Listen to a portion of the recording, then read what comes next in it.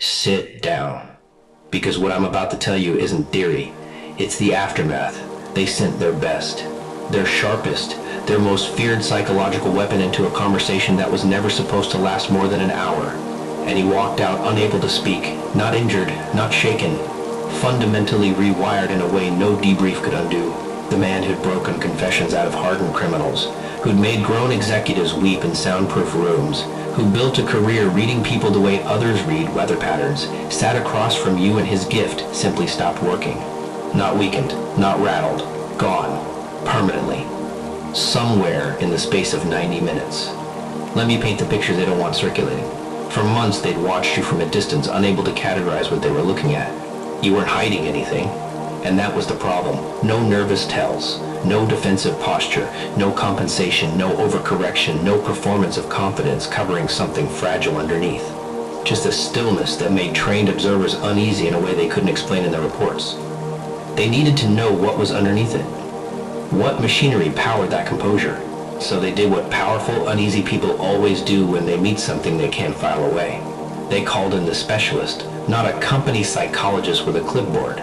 The real one, the name whispered in rooms where interrogation is treated as an art form. 20 years, cracking open people who'd been trained specifically not to crack spies, hostage negotiators on the other side of the table, executives who'd spent careers learning to lie fluently. He didn't lose. That was the whole premise of hiring him. He looked at your file, your patterns, your history, and said what he always said, "Give me an hour. Everyone has a door. I just find it." He was right about everyone else. He was about to learn you weren't a door. You were the wall the door was cut into. He requested a Tuesday, deliberately. Tuesdays are when people's guard sits lowest past the weekend's residual ease, not yet armored for the week ahead. He engineered the meeting to feel incidental, a casual conversation that was actually a blueprint executed to the second. Warm opening, disarming humor, questions shaped like curiosity but built like lockpicks. And you answered exactly as anyone would answer a friendly stranger present, engaged, unguarded. He read that as an opening. What he couldn't yet register was that your openness wasn't a gap in your defenses. It was the absence of defenses entirely, because there was nothing underneath that needed protecting. Within the first 20 minutes, he'd already cataloged what he thought were your tells, the pause before certain answers, the way you held eye contact, a beat longer than expected. Standard reconnaissance, the kind that precedes the real work. That night, he reviewed the recording obsessively, the way he always did before round two, hunting for the fracture line every subject eventually reveals. And that's when the first wrongness crept in. There was no fracture line, no compartments, no public self stacked carefully in front of a private one, the way every single subject he'd ever studied operated, criminal or CEO or spouse hiding an affair. Just one undivided thing, straight through. He should have stopped there. Every instinct built over 2 decades was telling him to file this as an anomaly and walk away.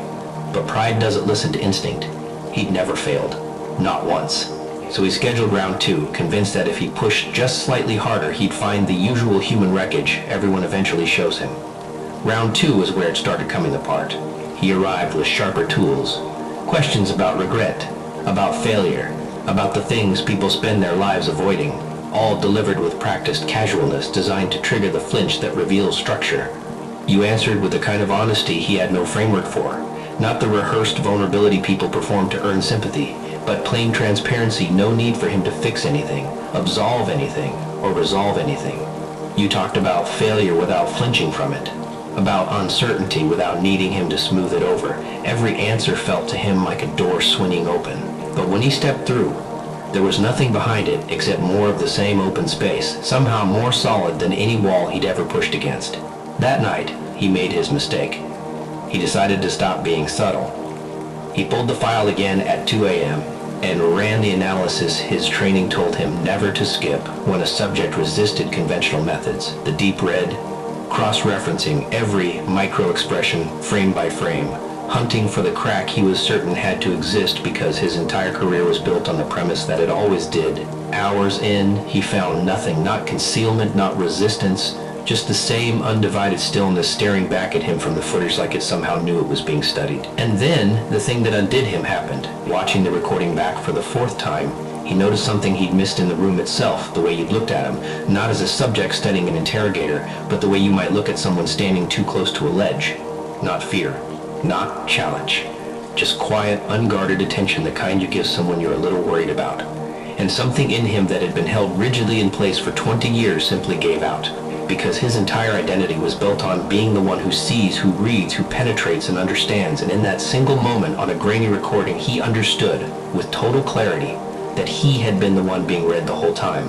Every performance he'd built his career on, every manipulation he'd justified as necessary, every person he'd hollowed out and called it professional excellence, all of it surfaced at once, and there was nowhere left to put it.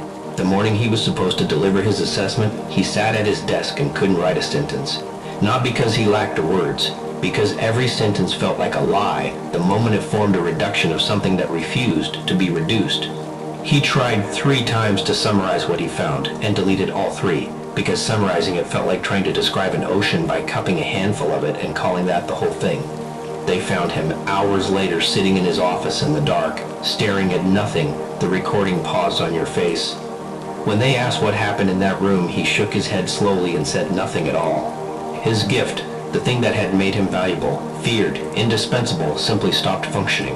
Not from injury. His evaluations came back clean, full memory, full cognition, no damage anyone could point to on a scan. But something underneath the skill was gone, the way a musician can still read the notation perfectly and remember exactly how a piece is supposed to sound, yet somehow can no longer hear music at all. He hadn't been outmaneuvered. That was the part that broke him hardest. You hadn't resisted him, deflected him, or outsmarted him in any of the ways his training prepared him for. You'd simply been yourself, entirely, without performance, and his entire method was built on the assumption that nobody could do that in front of him and remain unreadable. When the assumption failed, the method didn't bend. It shattered. In the weeks after, they tried to understand what had gone wrong, because people who run operations like this hate unexplained failure more than they hate the failure itself. They sent 2 more people to observe you from a distance. Low stakes, surface level only. Both came back with the same confused language describing you as something between a mirror and a closed door, reflecting whatever they brought to the encounter without ever revealing anything underneath it. One of them, a woman with 15 years in behavioral assessment, refused a second attempt outright. When they pushed her for a reason, she said something that unsettled the people paying her far more than any threat could have. There's nothing to extract. You're trying to interrogate someone who isn't hiding anything, and you can't process that as anything other than a trick. It isn't a trick, it's just true. They filed her assessment away and called it an overreaction. It didn't change the outcome. Their best asset was permanently offline. Not because you'd fought him, but because contact was something that plain, that undefended, had no framework in his entire operating system. He'd spent his life exploiting the gap between what people show and what they hide. He didn't have a gap. And a method built entirely around exploiting gaps simply has nothing to do when the gap doesn't exist. Meanwhile, you went on with your week, completely unaware any of this had happened. You went to work, you answered emails. You lived exactly as you had before, because nothing about the encounter registered to you as anything more than a slightly odd conversation with a stranger. That's the part that would have unsettled them most if they let themselves sit with it. He never felt invaded, because invasion requires a boundary to cross, and you don't build your presence around boundaries the way people with something to protect do.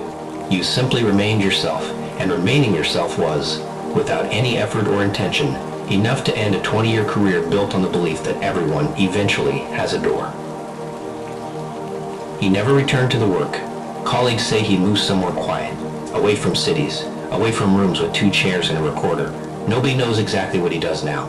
What's certain is the report he filed before he left contained 1 line, and that line was buried immediately, because it undid the premise his entire field was built on. The subject was not concealing anything, because the subject was not performing anything. There was nothing to extract, because there was nothing hidden. And you still don't know any of it happened. You don't need to. Winning was never the goal. You just existed plainly in the one state their entire method had no answer for.